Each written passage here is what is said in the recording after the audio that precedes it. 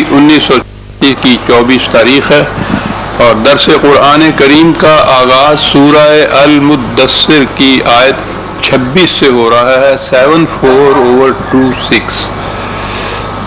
سابقہ آیات میں وہ ایک محاکاتی انداز میں منظر سامنے لایا گیا تھا کہ نظام سرمایہ داری کا نمائندہ قریش کا کس طرح سے آیا، اسے سمجھایا کہ تمہارے اس نظام میں اور جو ہم پیش کر رہے ہیں ان میں کیا فرق ہے۔ اس نے غور کیا، پھر کسی نتیجے پر پہنچا اور کہا کہ وہ خدا غارت کرے کس قدر غلط نتیجے پر پہنچا۔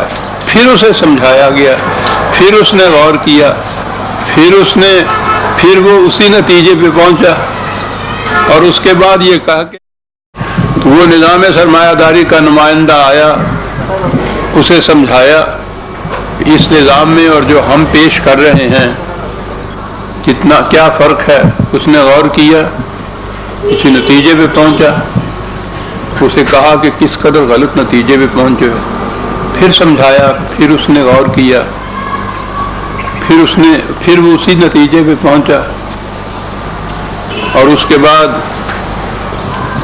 قرآن کے الفاظ میں منہ بسورا، ماتھے پہ شکن ڈالے، پیٹھ موڑی، نہایت متکبرانہ انداز میں کہا کہ وہی جھوٹ جو چلا آ رہا ہے آج تک، تباہ ہو جاؤ گے، برباد ہو جاؤ گے، جہنم میں چلے جاؤ گے۔ یہ جو دعویٰ کیا جا رہا ہے کہ یہ خدا کی طرف سے ہے، یہ خدا کی طرف سے کچھ نہیں ہے، یہی ہے، خود ہی یہ چیزیں بناتا ہے اور ہمیں خدا کی کہہ کے ڈراتا رہتا ہے۔ ان ھذا الا قول البشر، انسان ہی کی بات ہے۔ اور قرآن نے اس کے بعد ایک ہی تو فکرہ، دو ہی تو لفظ کہے، سأصلیہ سقر۔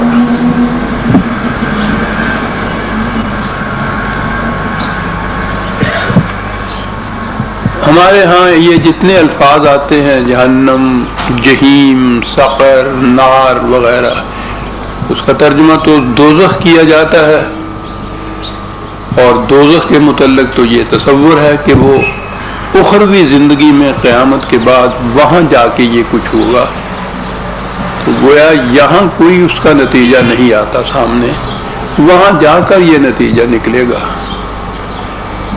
قیامت، اس کی زندگی، وہ جہنم، جنت، جو کچھ قرآن کریم نے بتائے ہیں اس پر ہمارا ایمان ہے، اور وہ تو بڑا اہم ایمان ہے اس پر۔ لیکن غلط نگہی ہماری یہ ہے کہ ہم یہاں کے ان غلط اعمال کا نتیجہ سب کا سب وہاں پر ہی اٹھا رکھتے ہیں، وہ یہاں بھی اس کا نتیجہ مرتب ہوتا ہے۔ صحیح قرآن کے مطابق اعمال کا نتیجہ ایک جنتی زندگی ہے جو یہیں سے شروع ہوتی ہے، اس کے خلاف جانے سے یہاں جو معاشرہ قائم ہوتا ہے، جہنمی زندگی ہے، وہ یہاں سے شروع ہو جاتی ہے وہ۔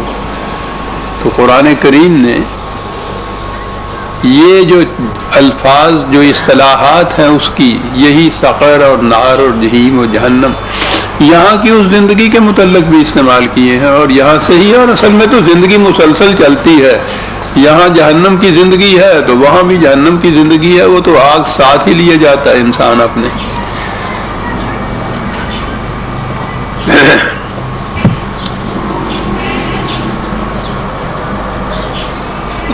کہا یہ کہ سأصلیہ سقر، ترجمہ ہمارے ہاں کا کہ ہم عنقریب اسے دوزخ میں ڈال دیں گے۔ اور جیسا میں نے عرض کیا ہے، دوزخ کے متعلق تصور یہ ہے کہ مرنے کے بعد ایک زندگی ہے، اس میں وہ دوزخ ہوگا، یہاں کچھ نہیں ہوگا۔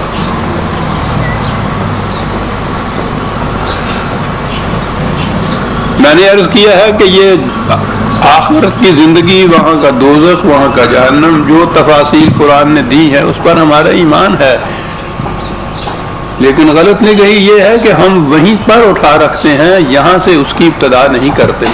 اور یہاں تو وہ جو ویسے بھی گرامر کے اعتبار سے بھی سین اس کے ساتھ آ رہا ہوتا ہے، جلدی اس کے معنی ہوتے ہیں، یہی اس کے معنی ہوتے ہیں، عنقریب اس کے معنی ہوتے ہیں۔ اور پھر دوسری بات یہ مخالفین یہ تو نہ قیامت کے قائل تھے نہ وہاں کی جہنم کے قائل تھے. اب ان سے یہ کہنا کہ تم جو یہ غلط روش اختیار کیے ہوئے ہو تم دیکھو گے اس کا نتیجہ جو ہے آخرت میں جہنم کی شکل میں نکلے گا, تم جہنم میں ڈالے جاؤ گے. وہ تو جہنم کو مانتے ہی نہیں تھے, وہ اس کے قائل ہی نہیں تھے. یہ کچھ کہنے سے مراد کچھ ان کو معاذ اللہ انتقامی طور کے اوپر کوئی گالیاں دینا تو مقصد نہیں تھا. یہ تو مقصد یہ تھا کہ تم اپنی غلط روش کو چھوڑ دو, اس کا نتیجہ تباہ کن نکلے گا, صحیح روش اختیار کرو. مقصد تو یہ تھا کہ ان سے غلط روش کو چھڑا دیا جائے. اب انہیں کہنا کہ تمہیں جہنم میں ڈال دیا جائے گا اور وہ اس جہنم کو مانتے ہی نہیں تھے, تو اس سے تو وہ نتیجہ نہیں مرتب ہو سکتا. یہ کیا ہوگا؟ متعدد مقامات کے اوپر ہے قرآن میں کہ دیکھیے یہ شخص یہ کہہ رہا ہے کہ جب مر جاؤ گے, مرنے کے بعد ہڈیاں تمہاری جتنی بھی ہے گل سڑ جائیں گی, اس کے بعد پھر دوبارہ زندگی ملے گی, اٹھاؤ جاؤ گے, میزان ہوگی, قیامت ہوگی, جہنم ہوگی, جنت ہوگی. اور اس کے بعد وہ مذاق کرتے تھے اس کے اوپر. تو جو مانتا ہی نہیں تھا, یعنی مقصد یہ نہیں تھا کہ اس کو وہاں کی زندگی کے متعلق منوانا تھا, وہ تو بتانا یہ تھا کہ اس کا نتیجہ یہ ہوگا, ہلاکت انگیز نتیجہ ہوگا جو تمہاری روش ہے, تاکہ تم اس روش کو چھوڑ دو. اور جو مانے ہی نہیں اس کو, وہ چھوڑ کیسے دے گا؟ وہ تو مذاق کرے گا. یہ کہنا کہ سنکھیا نہ کھانا اس سے ہلاکت ہو جائے گی, وہی اس سنکھیے سے باز رہے گا نا جو مانتا ہو کہ سنکھیے سے ہلاکت ہو جاتی ہے. جو اسے مانتا ہی نہیں, یہ تنظیر اس کے لیے کچھ کارگر ہی نہیں ہو سکتی, اسے فائدہ ہی نہیں پہنچا سکتی. اور خود قرآن میں ان لوگوں کے متعلق یہ ہے کہ وہ مانتے ہی نہیں تھے کہ مرنے کے بعد کی بھی زندگی ہوگی, جنت تو ایک طرف رہی. تو ان سے یہ کہنا کہ ہم تمہیں ان قریب یہی جو سین ہے کہ جہنم میں ڈال دیں گے, اور جہنم وہ ہوگی قیامت تک کی آئے گی, جسے وہ مانتے ہی نہیں ہیں, اس انکار کا ان کے اوپر کوئی اثر نہیں ہو سکتا تھا.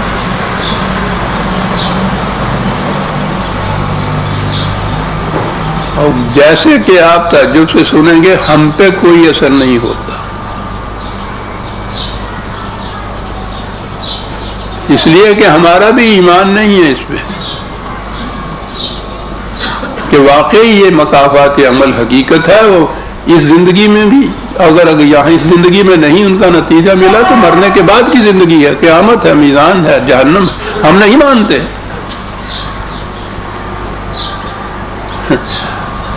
آپ تعجب تو اس سے کریں گے کہ کتنی بڑی بات یہ کہا گیا ہے, تو حقیقت ہے یہ.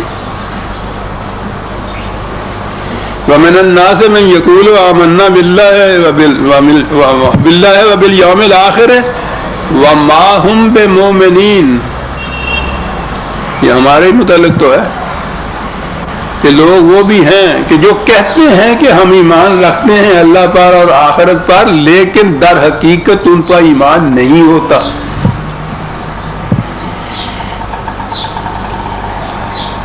یقین اگر ہو جائے یہ کہ یہ سنکھیا ہلاکت انگیز ہے, پھر کوئی صاحب عقل و ہوش تو سنکھیا نہیں پھانکتا.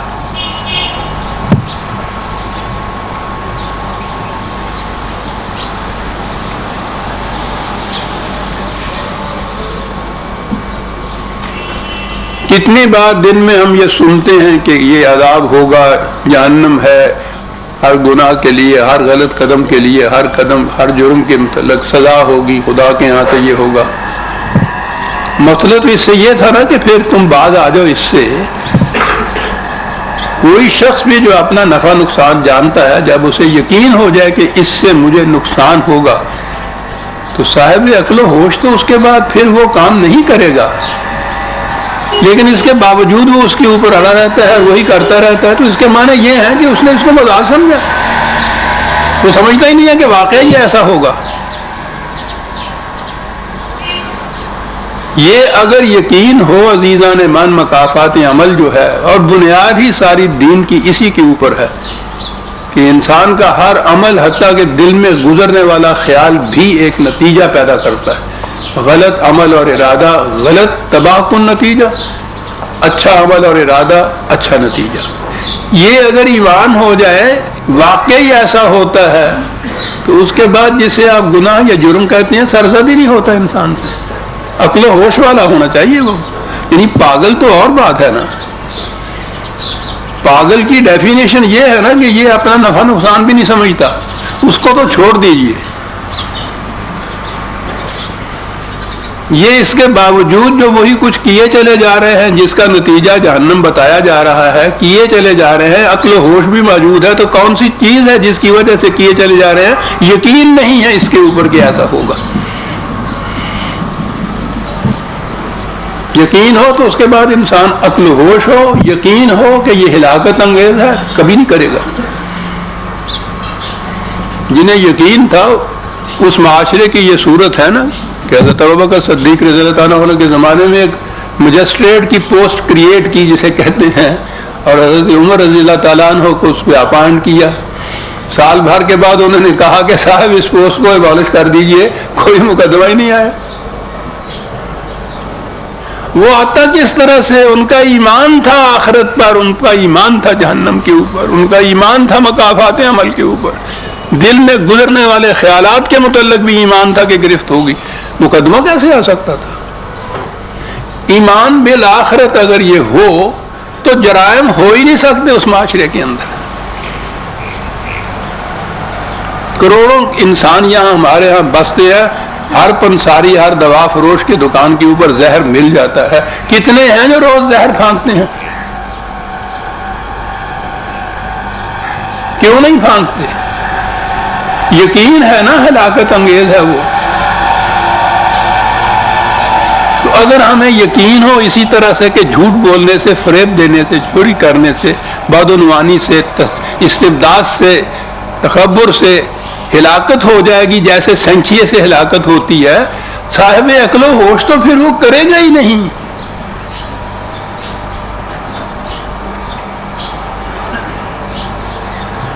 وما هم بمؤمنین من یقول آمنا باللہ وبالیوم الآخر، یقول، اور ہمارا ہی تو نقشہ کھینچا جا رہا ہے۔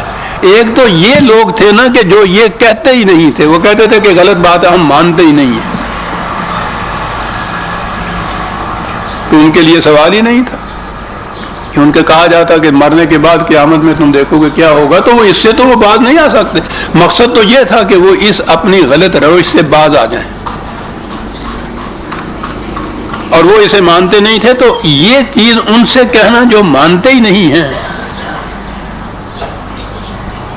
یہ نتیجہ خیزی نہیں ہو سکتی، وہ مانتا ہی نہیں ہے۔ تو پھر ان سے یہ کہنا کہ عنقریب دیکھو کہ ہم تمہیں جہنم میں لے جائیں گے، جو جہنم کو مانتے ہی نہیں تھے۔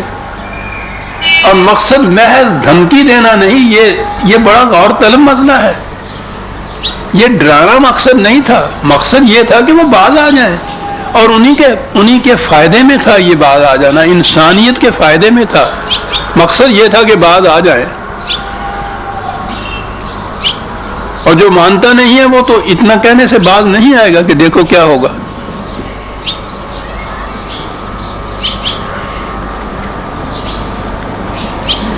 اور جو میں نے عرض کیا کہ دوسری کیٹیگری اس نے یہ بتائی کہ وہ تو زبان سے بھی نہیں کہتے تھے، دھڑلے سے کہتے تھے کہ ہم نہیں مانتے، غلط ہے، مذاق اڑاتے تھے مرنے کے بعد کی زندگی کا، قانون مکافات عمل کا۔ دوسری کیٹیگری ہماری ہے، من یقول آمنا باللہ والیوم وما هم بمؤمنین یخادعون اللہ والذین، کہا دھوکہ دیتے ہیں یہ لوگ۔ یہ عزیزان من سنیے کہ کیا کہہ رہا ہے ہمارے متعلق، دھوکہ دیتے ہیں، یہ خدا کو دھوکہ دیتے ہیں، جماعت مومنین کو دھوکہ دیتے ہیں۔ وما یخدعون الا انفسهم، ارے اپنے آپ کو دھوکہ دیتے ہیں۔ جو کہے کہ سنکھیا مولک نہیں ہوتا اور پھر پھانک لے تو وہ کسی دوسرے کو ہلاک نہیں کرتا، اپنے آپ کو ہلاک کرتا ہے۔ اور اگر یہ کہتا ہے کہ نہیں صاحب کچھ نہیں ہوتا اس سے، تو دھوکہ دیتا ہے اپنے آپ کو۔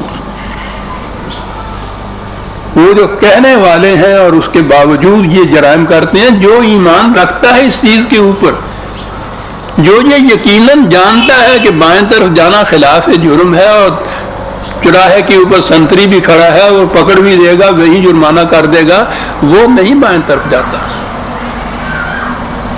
اسے کہتے ہیں یہ ایمان بالآخرت۔ تو انہیں تو یہ تھا ہی نہیں جن کے متعلق یہ کہا جا رہا ہے قرآن میں، تو ان کے متعلق ہے۔ وہ کہتے ہیں بار بار کہ کہاں کے یہ لے آیا ایسا، کہاں کا موت کے بعد کی زندگی اور وہاں کا عذاب اور وہ جہنم، اور وہ تو وہ مانتے ہی نہیں تھے۔ پھر کون سی چیز تھی کہ جو ان کو روک سکتی تھی ان جرائم سے جن سے ان کو روکنا مقصود تھا؟ وہ یہ تھی کہ یہ سین تو دیکھیے گا، یہ آتا ہے یہ مظاہرے کے وقت وہاں جہاں کہا جائے کہ عنقریب ہم یہ کر دیں گے، ایسا ابھی ہو جائے گا قیامت تک کے لیے اٹھا رکھنے کی بات تو یہ نہیں تھی۔ ابھی دیکھیے یہ بہت بڑا جیسے کہتے ہیں فن خاں بنا پھرتا ہے، کس طرح سے یہ سار اٹھا کے، کس طرح سے تیوری ڈال کے اور منہ بسار کے اور یہ کہہ کے چلا گیا ہے، عنقریب یہ دیکھ لے گا کہ اس کا انجام کیا ہوتا ہے۔ وہ تو یہ بات ہوگی نا، یہ جو کہے گا کہ یہ چلا گیا ہے اور اس کے بعد اس سے کہہ دو کہ دیکھو مرنے کے بعد جہنم میں تمہارے ساتھ کیا ہوگا، وہ مذاق کر کے چلا جائے گا۔ وہ مانتا ہی نہیں ہے جہنم کو، وہ مانتا ہی نہیں ہے اخروی زندگی کو۔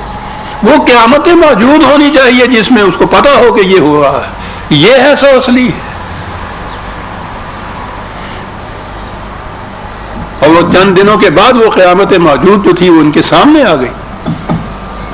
تصور میں کر سکتے تھے یہ قریش جو تھے عرب کی، صدیوں سے جن کی یہ کیفیت تھی کہ نہ حکومت، نہ مملکت، نہ قوت، نہ فوج، اور حکمرانی کر رہے ہیں ایک علاقے کے اوپر، ریلت شدائے وسطی، سب ساری دنیا کے قافلے لٹ رہے ہیں، ان کا قافلے کی طرف کوئی آنکھ اٹھا کے نہیں دیکھ سکتا۔ کعبے کے متولی، نسبن حسبن، نسل پہ تو مراد تھی، حسب و نسل کے اوپر تو مدار تھا۔ قریش مقابلہ ہی کوئی نہیں تھا، کوئی دوسرا، یعنی عزت و وقار کے جتنے معیار تھے ان میں بلند ترین مقام کے اوپر تھے یہ لوگ۔ تجارت میں اتنے بڑے بڑے تاجر، قافلے محفوظ، کعبے کے متولی، نسل کے اعتبار سے سید،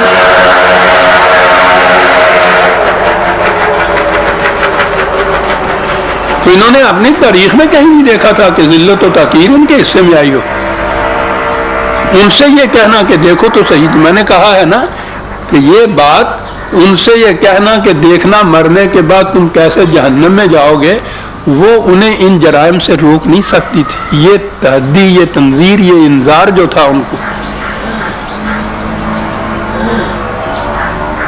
تو یہ تو خدا مینا سزت خدا ہے نا کہ وہ اس قسم کی ایک دھمکی دے کہ جس سے یہ سمجھ لے کہ یہ بعد آ جائیں گے۔ وہ مانتے ہی نہیں، وہ تو مذاق اڑاتے تھے۔ یہ وہ سقر، یہ وہ جہنم، یہ وہ نار تھی جو ابھی آئے گی، ابھی دیکھو تم، اور آئی۔ وہ خدا کے یہ وعید تھی، یوں ہی ڈراوا نہیں تھا، دھمکی نہیں تھی۔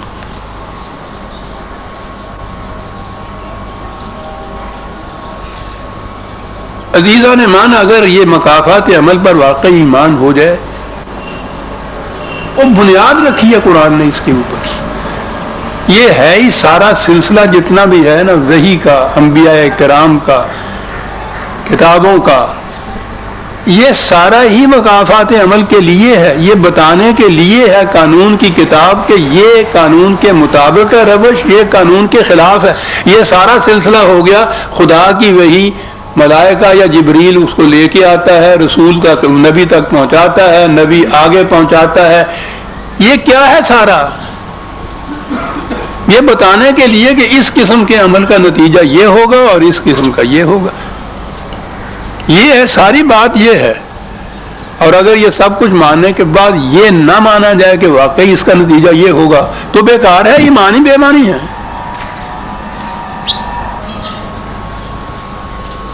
یہ یقین ہو جائے کہ واقعی یہ جرم ہے اور اس کی فی الواقعہ یہ سزا ملتی ہے، پھر کوئی صاحب عقل و ہوش تو جرم نہیں کرتا۔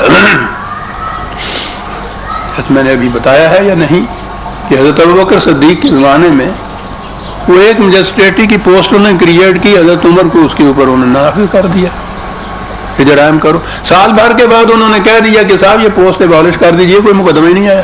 یہ کیوں نہیں آیا کوئی مقدمہ؟ ان کا ایمان تھا مکافات عمل کے اوپر۔ اگر یہ ایمان ہو جائے قوم کا، نہ پولیس کی ضرورت پڑتی ہے، نہ مجسٹریٹوں کی حاجت ہوتی ہے، نہ کہیں جیل خانے کھولنے پڑتے ہیں، سوال ہی نہیں ہے۔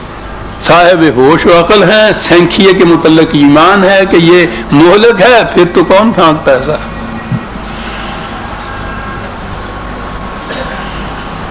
وما هم بمؤمنین، بڑے شدت سے یہ یخادعون اللہ والذین، یہ کہنا ایک تو یہ تھے، ان کے متعلق نہیں کہا کہ وہ لوگ فریب دیتے ہیں خدا کو، مومنین کو، اپنے آپ کو۔ وہ جو کہتا ہے دھڑلے سے کہ میں مانتا ہی نہیں کہ سینکھی مہلک ہے،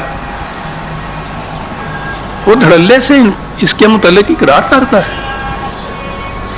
کفر کے متعلق قرآن نے نہیں کہا کہ وہ دھوکہ دیتے ہیں کسی کو، منافق کے متعلق کہا ہے یقولون بافواہہم ما لیس فی قلوبہم، زبان سے وہ کچھ کہتے ہیں جس پہ یقین نہیں ہوتا ان کو۔ یہ ہے وہ ایمان، یقولون آمنا باللہ وبالیوم الآخر وما ہم بمؤمنین۔ لہذا یہاں جو کہا ہے وہ ایک محاکاتی انداز میں جو پہلے بیان کیا نا کہ وہ آیا نمائندہ آ کے غور کیا، اس نے توری چڑھائی، منہ بصورا نخوت کے اندر باتیں کر رہے ہو، وہی پرانا جھوٹ جو چلا آ رہا ہے وہی دہرایا چلا جا رہا ہے۔ کہاں کا عذاب؟ اور میں نے کہا کہ درمیان میں فاصلہ نہیں ہے، وہ کہتا ہے ان ھذا الا قول البشر سأصلیہ سقر، اگلی آیت بھی ہے اور سین کے ساتھ ہے کہ ابھی عنقریب تم دیکھو گے کہ اس کو سقر میں ڈال دیا جائے گا۔ اب ہمارے ہاں تو جو بات چلی ہے سقر، دوزخ، دوزخ مرنے کے بعد آخرت میں جا کے، یہاں کچھ نہیں، اور وہ مانتے نہیں ہیں دوزخ کو، اعلانیہ کہتے ہیں ہم نہیں مانتے، اور ہم منافقت میں مانتے ہیں، یقیناً ہم بھی نہیں، وما ہم بمؤمنین، قرآن یہ بھی کہتا ہے۔ تو پھر یہ کن کے لیے ہے یہ بات؟ جس سقر کو، جس آخرت کی جہنم کو نہ کافر مانے دھڑلے سے، نہ ہمارے جیسا مومن مانے منافقت سے، تو کیسے باز آ جائے؟ یہ وجہ ہے ہم باز نہیں آتے ان چیزوں سے۔ کوئی کم سنانے والا نہیں ہے دوزخ کی بات۔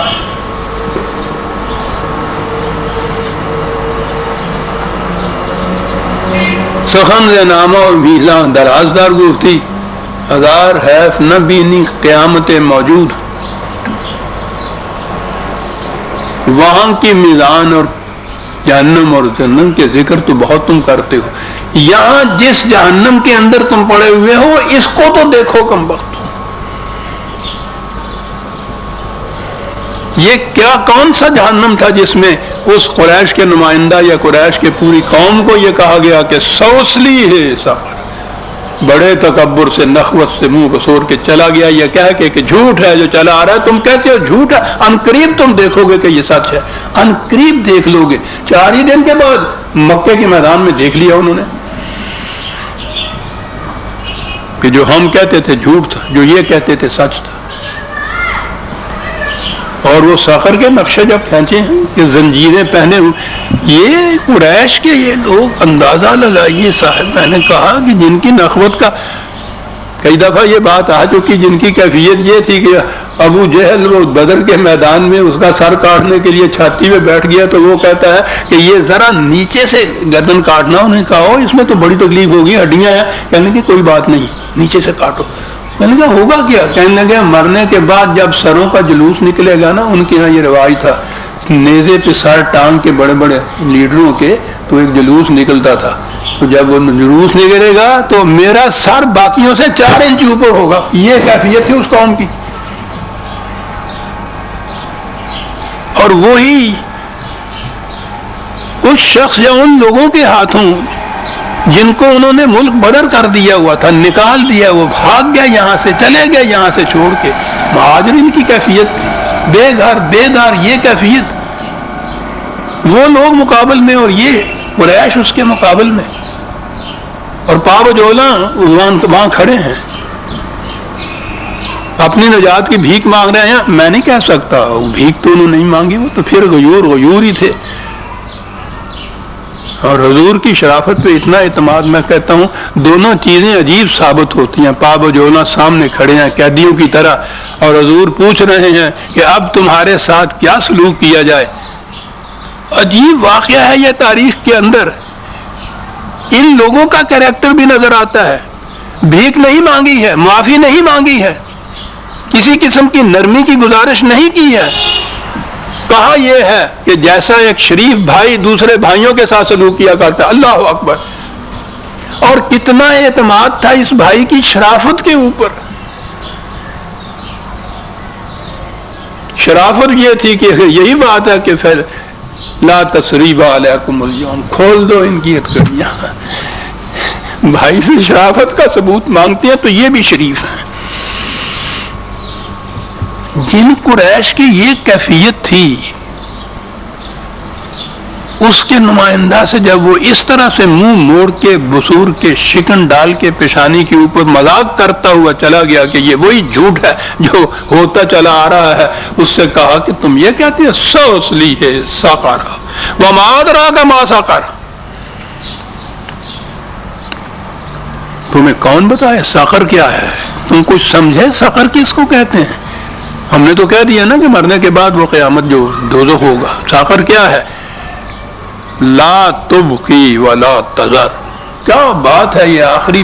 ویسے تو سارا ہی قرآن اعجاز ہے، لیکن آخری صورتوں کے اندر تو صاحب ایجاز اس کا جو ہے، یعنی مختصر طور پہ کوئی بات اور جامع بات کہہ دینی، اس میں تو انتہائی اپنے کمال پہ پہنچ گیا یہ قرآن کی بات. کیا ہے ساقر؟ لا تذر تو یہ ہے کہ کسی کو نہیں چھوڑتی اپنے احاطے میں، سب کو لینے والی بات. اور یہ تو لے لیا احاطے میں، اس کے بعد کہ جن جن چیزوں کے اوپر ان کو غرور اور ناز اور کبر اور تکبر اور یہ سب کچھ ہے، ان میں سے کوئی باقی نہیں وہ چھوڑے گی. لا تو باقی نہیں چھوڑے گی. تذر تو یہ ہے کہ کسی کو نہیں چھوڑے گی اور کچھ بھی باقی نہیں چھوڑے گی. یہ ہے ساقر. یہی وہ معاملہ سامنے آنا تھا نا، اور کچھ نہیں چھوڑا. اس کے بعد وہی قریش، نسلی تفاخر ختم ہے. ایک خطبہ حضور کا حجۃ الوداع کا کہ کوئی امتیاز نہیں، گورے میں اور کالے میں، عربی اور عجمی میں، سید میں اور شیخ میں کوئی امتیاز نہیں بجز تقویٰ کے. عرب جاہلیہ کے تمام شاعر و ناسک آج میرے پاؤں تلے روندے ہوئے ہیں. کیا بات ہے صاحب. یہ جو قرآن نے کہا تھا کہ کسی کو نہیں چھوڑے گی، وہ تو یہ تھا سارے عرب میں سے کوئی ایک قبیلہ بھی باقی نہیں رہا تھا جو یوں نہ آ گیا ہو. اور لا تبقی کے معنی ان کا کچھ نہیں چھوڑا جن کے اوپر اتنا ان کو فخر اور ناز تھا.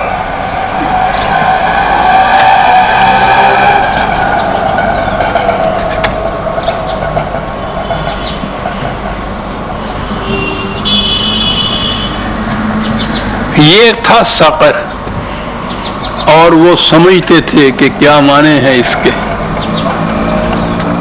اس کے معنی ہوتی ہے سخت دھات کی چیزوں کو پگھلا دینے والا.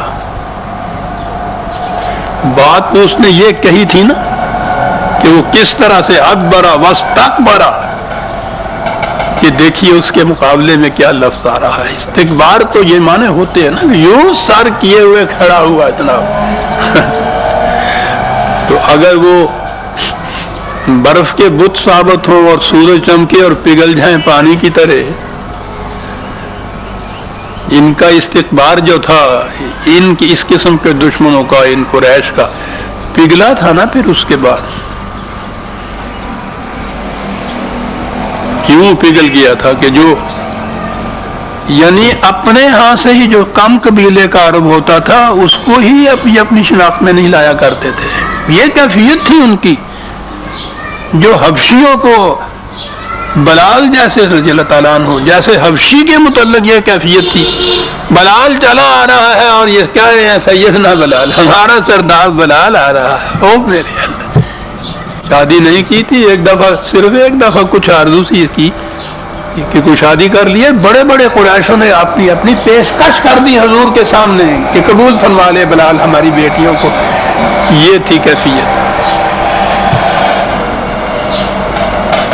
ساکر لا تبکی ولا تذر لواحۃ للبشر. لواحۃ کسی چیز کو جھلسا کر جھلس کر اس کا رنگ متغیر کر دینا. ہمارے ہاں جو کہتے ہیں نا حلیہ بگاڑ دیا، یہ اس معنی میں یہ چیز آتی ہے. یہ بشر جو ہے بنیادی معنی اس کے یہ جلد یا سکن جو ہوتی ہے اس کو کہا جاتا ہے. تو یہ جلد کا رنگ ہی متغیر ہوتا ہے نا، جسے کہتے ہیں حلیہ بگڑ گیا. لفظی معنی تو یہی ہوں گے، متغیر کر کے رکھ دینے والی چیز. اتنی عجیب بات ہے، یہ عربوں کی زبان ہے نا. بشر یہ انسان کا یہ جو طبعی پیکر ہے، یہ مادی جسم جو ہے، اس کے لیے ہی وہ یہ لفظ استعمال کرتے تھے بشر. اس کے اندر جو انسانیت کی خصوصیات ہیں وہ نہیں. یہ بشر کی حیثیت سے کھانا پینا سونا جاگنا اولاد پیدا کرنا وقت معینہ کے بعد پھر مر جانا، یہ سارا کچھ جو ہے انسان کے طبعی پیکر کے ساتھ ہوتا ہے. اس طبعی پیکر تک کے لیے یہ لفظ تھا یہ بشر. وہ جو انسانیت کی صفات آتی ہیں خصوصیات آتی ہیں نا، وہ انسان کے لفظ کے اندر تھی، بشر کے ساتھ نہیں تھی. قرآن کریم میں جو ہر رسول کہتا تھا اور حضور بھی فرماتے تھے کہ انما انا بشر مثلکم، تو یہ بشری حیثیت جو تھی فزیکل باڈی کی حیثیت تھی. لفظی بشر آیا ہے ہر جگہ، تمہارے جیسا انسان ہوں کہیں نہیں آیا. کہ جہاں تک طبی زندگی کا اور طبی جسم کا تعلق ہے، تم میں اور مجھ میں کوئی فرق نہیں ہے. وہ اسی پہ تو اعتراض کیا کرتے تھے کہ یہ کیسا رسول ہے، یہ تو بازار میں جا کے خرید و فروخت کیا کرتا ہے، بیوی بچے ہیں اس کے. انہوں نے کہا ٹھیک ہے بشر مثلکم، بشر. اور وہی کہہ دیا یوحا الیہ. یہ فرق ہے. اب یہ بشریت نہ رہی. بشریت تو وہیں تک تھی جہاں تک یہ فزیکل باڈی کا تعلق تھا. کھانا پینا سونا جاگنا بچے پیدا کرنا بازار میں سودا سلف لانا. اگلی بات انسانیت کی آتی ہے. میں زبان کے اعتبار سے کہتا تھا بشر ویسے جلد کو کہتے ہیں، خاص کو کہتے ہیں، متغیر کر دینے والا، حلیہ بگاڑ دینے والا وہ ہے سقر جس کو کہا گیا ہے.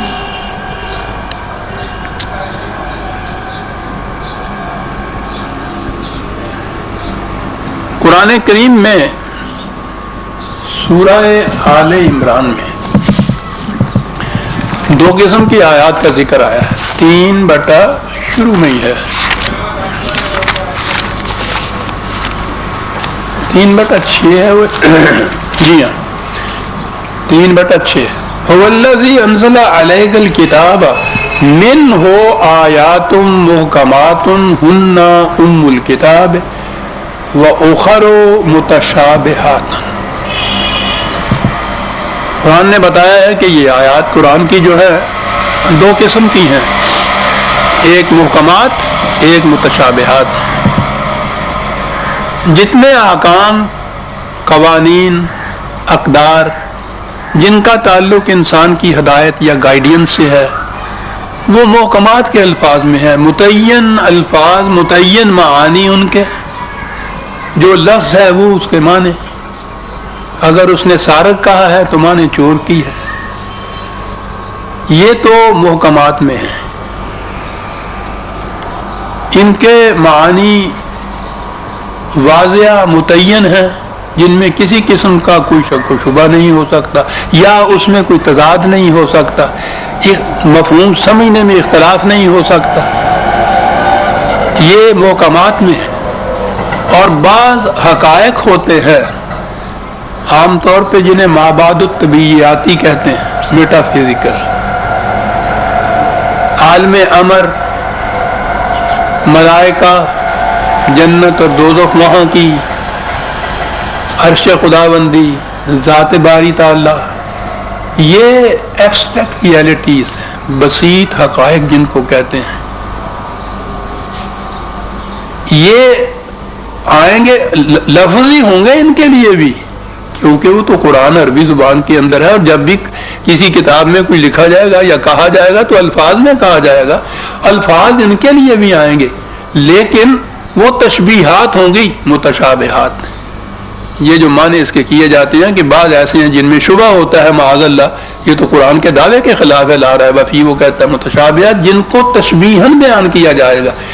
یہ جو حقائق اس قسم کے ہوتے ہیں، بسیط حقائق جو ہوتے ہیں، ان کو ہمیشہ تشبیہات، استعارات، تمثیلات کے رنگ میں بیان کیا جاتا ہے۔ تو کہا کہ اس میں محکمات آیت ہیں جن کا تعلق احکام اور ہدایت سے ہے، واضح ہے سب۔ جب کہا یہ ہے کہ ماں کے ساتھ نکاح حرام ہے تو وہاں ماں سے مراد مدر ہی ہے، لیکن جہاں یہاں بھی جو کہا ہے ہن ام الکتاب، وہ محکمات جو ہیں وہ کتاب کی ماں ہیں، تو یہاں ام سے مراد یہ فزیکل مدر نہیں ہوگی۔ اسے کہتے ہیں تشبیہات سے بات بیان کرنا۔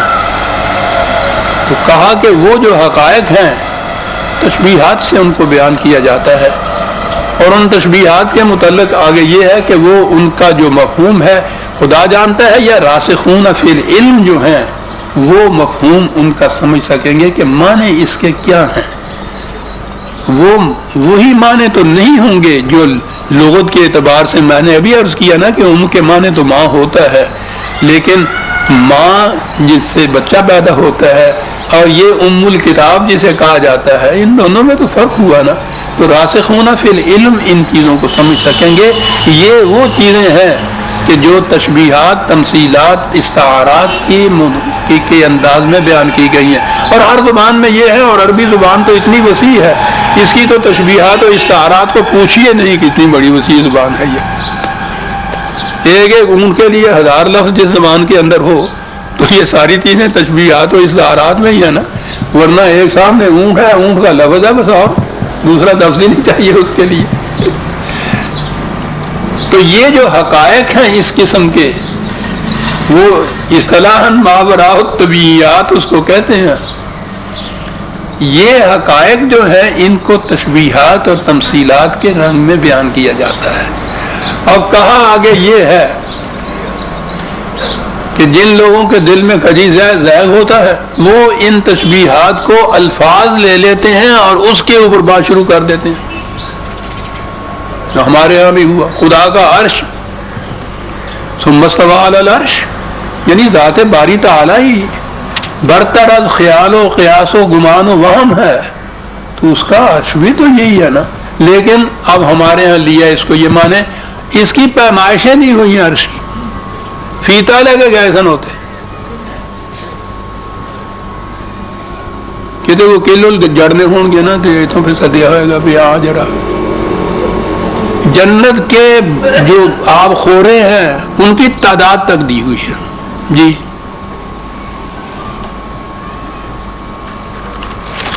قرآن نے کہا ہے کہ جن لوگوں کے دل میں زیغ ہے وہ ان تشبیہات کے الفاظ کے پیچھے پڑ جاتے ہیں کہ عرش کی لمبائی چوڑائی کتنی ہے، فرشتے کتنے ہیں جو اٹھائے ہوئے ہیں، تھک جاتے ہیں تو بدلتے کیسے ہیں۔ راسخون فی العلم جو ہیں وہ یہ جانتے ہیں کہ اس تشبیہ سے مراد کیا ہے، تمثیل سے مراد کیا ہے، اور یہ جو چیزیں ہیں یہ ضروری نہیں کہ کسی ایک دور میں ہی متعین طور پر سامنے آئے۔ قرآن نے کہا ہے کہ ہم اپنی نشانیاں، تمہیں اپنی نشانیاں عالم انفس اور آفاق میں دکھاتے چلے جائیں گے حتی یتمین لہم انہ الحق، تاکہ اس طرح سے قرآن کا ہر دعویٰ حقیقت بن کے تمہارے سامنے آ جائے۔ تو گویا یہ تو جو علم انسانی حقائق پر پڑے ہوئے پردوں کو اٹھاتا چلا جائے گا، ہر پردہ جو اٹھے گا اس کے پیچھے جو سامنے نظر آئے گا وہ قرآن کے کسی دعوے کی صداقت کا ثبوت بن جائے گا۔ یہ ہے قرآن کا سمجھنا متشابہات کے متعلق۔ محکمات جو ہیں اس کے متعلق یہ بات نہیں ہے۔ تو یہ متشابہات جو ہیں ان کو تمثیلات بھی کہا جاتا ہے، استعارے بھی کہا جاتا ہے، مثال کے طور پر بیان کرنا کسی چیز کو۔ تو میں نے عرض کیا یہ تو ہر زبان میں ہے، استعارہ یا مثال جسے کہتے ہیں، اس کا کیا پوچھنا ہے، وہ تو شعر ہے میاں، شعر۔ تو وہ تو سیدھی بات ہے نا کہ وہ شعر تو نہیں ہے، اگر شعر ہو تو وہ تو فوراً چڑیا گھر والے لے جائیں اس کو۔ تو وہ یعنی میں نے عام فہم الفاظ میں یہ بات کہی ہے جس کو استعارہ یا تشبیہ کہتے ہیں یا مثال کہتے ہیں۔ علیہا 19 اب یہ اگر وہ جہنم ہے مرنے کے بعد کا، اگر تو یہ ہے مجازی معنی جس کو کہا جاتا ہے، تو اس کے معنی تو یہ بھی ہوتے ہیں کہ ایک تو یہ بات بتا دی ہم نے جو سقر کی ہے 19 اگر کہا جائے اس کے معنی، تو اس کے معنی ہے کہ 20 اس قسم کی مصیبتیں اور آئیں گی اس کے اوپر۔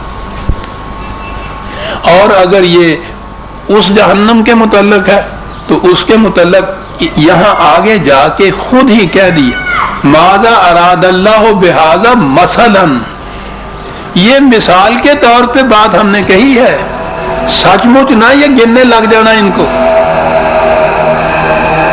کہ آپ خوروں کی تعداد کتنی ہے، مسئلہ۔ تو یہ اس قسم کے جو حقائق قرآن میں آتے ہیں وہ تمثیلی انداز میں بیان ہوتے ہیں۔ ہم نہیں کہہ سکتے کہ اگر یہ اسی کے متعلق ہے تو اس 19 سے کیا مراد ہے۔ اولیدہ نے شاید آپ نے بھی دیکھا ہوگا، طلوع اسلام میں بھی وہ نکلا تھا، ایک بہت بڑے ایک لال و جھکڑ امریکہ میں بیٹھے ہوئے ہیں کہیں سے، وہ 19 کی تعداد کے اوپر وہ قرآن میں سے ثابت کرنا شروع کیا تھا جی۔ بسم اللہ الرحمن الرحیم کے بھی 19 ہیں اور اس کے بھی وہ 19 ہیں اور پھر اس کے 19 ہیں۔ وہ سارے 19 والے جو تھے، یہ بہائی جو ہے نا ان کے ہاں ہے نا یہ 19 کا عدد جو ہے سب سے مبارک عدد ہے، وہی عدد کھل کے سامنے نہیں آئے ہیں کہ بہائیت کا پرچار ہے، 19 گرانے شروع کر دیے اس قسم کے۔ تو عزیزان ایمان یہ جتنے متشابہات ہیں ان کو متشابہات ہی سمجھنا چاہیے۔ ان سے پڑے ہوئے پردے جو ہیں وہ اٹھتے جائیں گے، علم اٹھاتا چلا جائے گا، حقائق سامنے آتے چلے جائیں گے۔ جب تک وہ نہ آئے اس وقت تک یہی سمجھنا چاہیے کہ یہ تمثیل ہے، تشبیہ ہے، استعارہ ہے۔ ماذا اراد اللہ بہذا مثلا وما جعلنا اصحاب النار الا ملائکۃ، یہ جہنم کے دروغے بھی ملائکہ جو کہا ہے، ٹھیک ہے، ملائکہ تو خود انہی حقائق میں سے ہے جو محسوس طور پر تو آپ کے سامنے نہیں آتے۔ فطرت کی ساری قوتوں کو قرآن نے ملائکہ کہا ہے جو انسان کے سامنے سجدہ ریز ہوتی ہے۔ عالم امر میں خدا کے احکام کو بروئے کار لانے کے لیے جو ذرائع ہیں ان کو بھی ملائکہ کہا ہے، وہ ہم سمجھ بھی نہیں سکتے کہ وہ کیا ہے۔ لیکن بہرحال خدا کا یہ جو انتظام ہے اس انتظام کے کوئی ذرائع جو خدا نہیں مقرر کیے ہوئے ہیں عالم امر میں، ان ملائکہ کا ان سے بھی تعلق ہوگا۔ ہم تو یہ بنیادی طور پہ تو اس کے معنی قوت کی ہیں، فورس کی ہیں، شکلیں اس کی کیا کیا ہیں، ان میں سے یہ جتنی بھی فطرت، یہ عالم فطرت یا نیچر کے اندر کی قوتیں ہیں ان کو تو ہم سمجھ سکتے ہیں کیونکہ آدم کے سامنے یہ سجدہ ریز ہوئی ہیں۔ اور وہ جو عالم امر کے ہیں قوتیں، خدا کے قوانین کو بروئے کار لانے والی، ان کے متعلق ہم نہیں سمجھ سکتے۔ وہ تو قرآن کریم نے یہ جو کہا ہے کہ یہ ارض و سما جو ہے، یہ کائناتی قوتیں جو روبہ عمل ہوتی ہیں، کارگر ہوتی ہیں، وہ اس لیے ہے کہ انسان کا کوئی عمل نتیجہ خیز ہونے سے رہ نہ جائے۔ ہم تو ابھی تک یہ بھی نہیں سمجھ سکتے کہ انسان کے اپنے عمل کی نتیجہ خیری یا براری میں فطرت کی قوتوں کا کیا دخل ہے. یہ آئیں گی یہ چیزیں.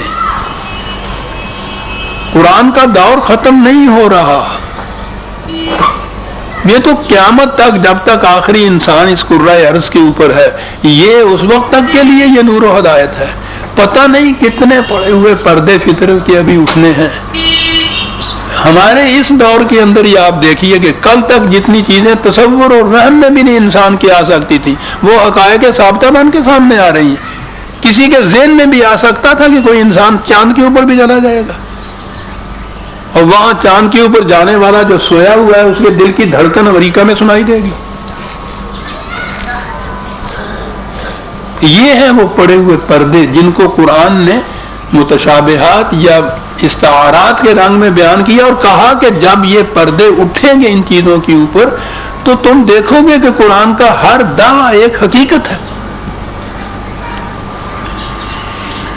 وَمَا جَعَلْنَا عِدَّتَهُمْ إِلَّا فِتْنَةً لِلَّذِينَ كَفَرُوا. کہا یہ اس قسم کی چیز جو استعارہ کی چیز ہے بیان تو کی جائے گی بہرحال تمہاری زبان میں ہی، اور جو اس کو اس زبان کے ظاہرہ معنی کے اوپر معمول کریں گے اور پھر پڑھ جائیں گے بحث کرنے کے لیے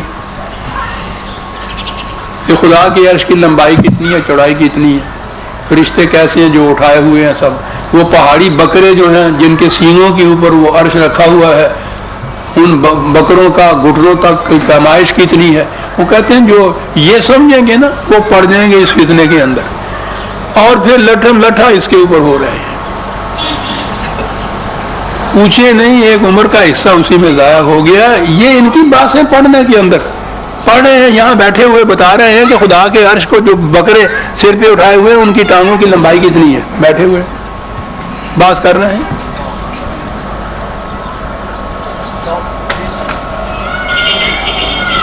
ایک مثال ہے، پھر کہو گے پنجابی کی گل کردا پیا.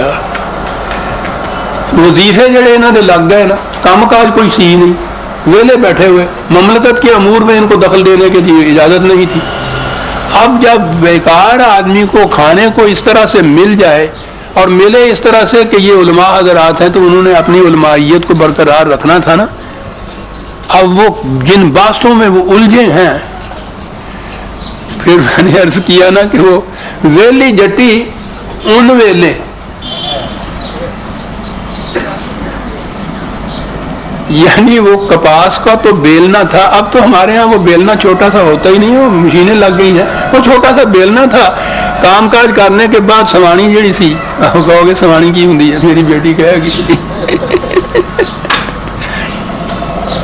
وہ پھر بہ جاندی ہیں سن دھوپے.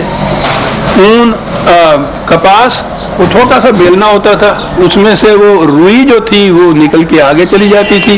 بنولے اس کے، اب پھر میں بنولے ہی کہوں گا، بڑے میں کیا تجھے کہو گے خبر کی کہا گیا ہے، وہ ایک طرف ہو جاتے تھے. تو اس کپاس میں سے بنولے الگ کر کے روئی الگ کرنی، یہ کام ہوتا تھا بیلنے کا. اب وہ کہہ رہا ہے کہ ویلی جٹی جسے کام کاج کچھ اور نہیں تھا تو کیا کرے، وہ اون کو بیلنے لگ گئی. اے ہزار ورے ساڑیاں ویلیاں جٹیاں اون ویل دیا رہی ہیں. 100 جلدیں تفسیر کی. کیا تھا اس میں؟ عرش کے پائے ماپے ہوئے لگے ہوئے، جنت کے آبوں کی تعداد ماپ رہے ہیں، لگے ہوئے، فرشتوں کے پر ماپ رہے ہیں، لگے ہوئے. ایسا ویلی جٹی جو سی تو کرے کی پھر قرآن نے سیدھی سی بات یہ کہی کہ یہ جو فطرت کے اوپر پڑے ہوئے پردے ہیں، علم انسانی جوں جوں بلند ہوگا وہ اس سے وہ پردہ اٹھے گا، اس کے پیچھے سے وہ حقیقت سامنے آئے گی.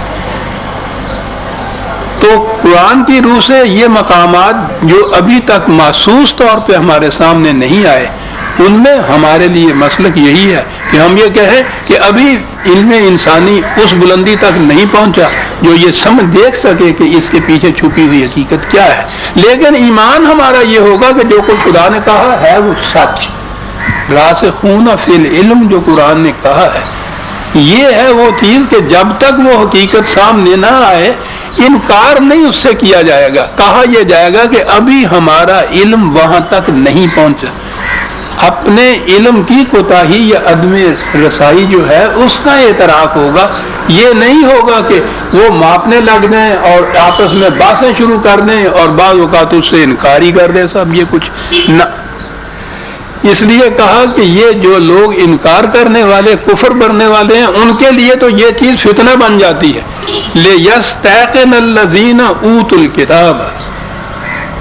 اور جن کو یہ قرآن دیا گیا ہے, میں یہ عرض کروں اوت الکتاب اور اہل الکتاب دونوں اس طرح ہے قرآن میں آتی ہے. اہل کتاب تو وہ یہ یہودی اور نصارہ ان کو کہا گیا ہے, اور الذین اوتوا الکتاب خود مسلمانوں کے متعلق ہے, قرآن کے متعلق ہے. انزل الیکم الکتاب ان کو کہا گیا ہے جنہیں کتاب دی گئی ہے. یہ کتاب سے مراد قرآن ہے, اور اس اوت الکتاب والے جو ہے یہ جماعت مومنین یا مسلمان ہے. کہا کہ ان کا ایمان اس سے اور زیادہ مستحکم ہو جائے. خدا نے یہ جو کہا وَيَزْدَادَ الَّذِينَ آمَنُوا إِيمَانًا وَلَا يَرْتَابَ الَّذِينَ أُوتُوا الْكِتَابَ وَالْمُؤْمِنُونَ. ان کا ایمان اور بڑھے گا. وَلَيَقُولَ الَّذِينَ فِي قُلُوبِهِم مَّرَضٌ وَالْكَافِرُونَ. لیکن جن کے دلوں میں پہلے سے ہی منافقت کا مرض ہے یا جو تلے ہوئے ہیں اس بات کے اوپر کہ ہم نے تو انکار ہی کرنا ہے, اس کو جھٹلانا ہے جو کچھ یہ کہے گا, وہ جو یہ جو لوگ ہیں اس طرح کے وہ یہ کہیں گے ماذا اراد اللہ بہذا مثلا, کہ اگر یہ مثال ہے تو پھر بتائیے کہ اس مثال سے کیا مفہوم ہے. یعنی مثال کا مفہوم متعین طور پہ بتائیے. متعین مفہوم ہوتا تو مثال کے طور مثالاً وہ بیان کیوں کیا جاتا. مثال کے طور پہ تو بیان وہ بات کی جاتی ہے کہ جو مجازی معنی جو ہیں اس لفظ کے وہ نہ اس کے اوپر اطلاق ان کا ہوتا ہو. اور آگے وہ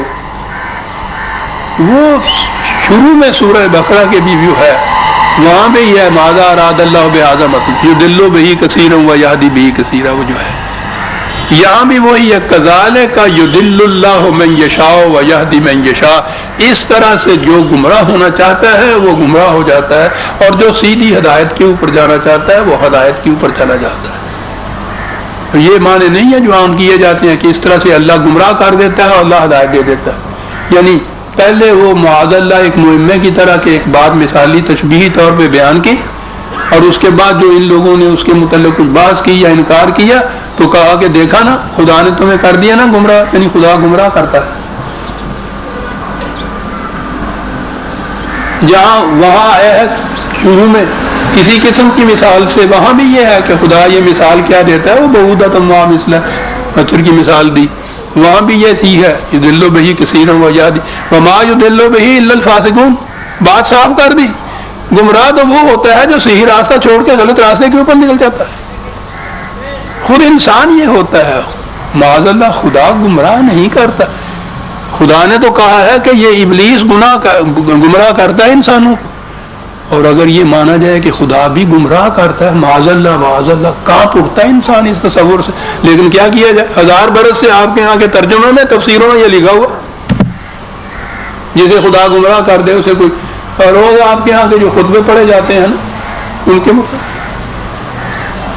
میں یضلل اللہ فلا ہادی لہ, جسے خدا گمراہ کر دے اس کو کوئی ہدایت دے ہی نہیں سکتا, اور اس کے بعد اسے پھر وہ جہنم میں بھیج دیتا ہے. معاذ اللہ خود ہی اس کو چکر دیتا ہے کہ صاحب وہ پوچھتا ہے کہ راستہ کون سا ادھر ہے, وہ غلط راستہ بتا دیتا ہے, اس کو ڈال دیتا ہے اور پھر اس کو جہنم میں بھیج دیتا ہے. معاذ اللہ. جو چاہتا ہے گمراہ ہونا وہ یوں گمراہ ہوتا ہے, اور گمراہ وہ ہوتا ہے جو صحیح راستہ چھوڑ کے غلط راستہ اختیار کرتا ہے. وَمَا يَعْلَمُ جُنُودَ رَبِّكَ إِلَّا هُوَ. تعداد کی بات کہتے ہیں, وہ کہتے ہیں یہ تو لشکر ہیں خدا کے, یہ تو ایک عالم فطرت ہمارے سامنے بڑا چھوٹا سا محدود سا ہے جسے ہم یہ دنیا کا نظام کہتے ہیں. کائناتی نظام پوچھو نہیں کہ اس میں پھر یہ خدا کے لشکر جو کہا ہے وہ خدا کے لشکروں کو خدا ہی جانتا ہے. وما ہی الا ذکر للبشر. یہ جو ہم بات کہتے ہیں نا، یہ انسان اس پہ غور و فکر کرے تو اس سے وہ کچھ نصیحت حاصل کر سکتا ہے کہ کیا کیا رہا ہے. اور یہ جو وقت ان سے کہا، وقت ہو گیا یا ہے کچھ؟ کہہ رہے ہیں جی کہ وقت ہو گیا، ٹھیک ہے. اس کے بعد یہ بتایا ہے یہ کہ گردش لیل و نہار جو ہے ان کو کہا گیا قریش کو کہ بہت چڑھے ہوئے ہو تم، کس طرح سے اترو گے، یہ جو اترے ہوئے ہیں کس طرح سے اوپر چڑھیں گے. اور قرآن کا انداز جو ہے وہ پھر نظام فطرت سے یہ باتیں سمجھایا کرتا ہے. اگلی آیت میں یہ بات آئے گی، کلا والقمر واللیل اذا ادبر والصبح اذا اسفر. کیا انداز ہے، کیا انداز ہے. ایسا آ رہا ہے جیسے آخر میں آ کے ذرا انہوں نے کہا کہ ذرا دیکھیے تو صحیح ہمارا انداز. ادب میں بھی جو انداز ہے، عربی ادب میں بھی کمال کی کتاب. کلا والقمر واللیل اذا ادبر والصبح اذا اسفر انہا لإحدى الکبر. سورہ المدثر کی ہم یوں کہیے کہ آیت 32 تک آ گئے، 33 سے آئندہ لیں گے. ربنا تقبل منا انک انت السمیع العلیم.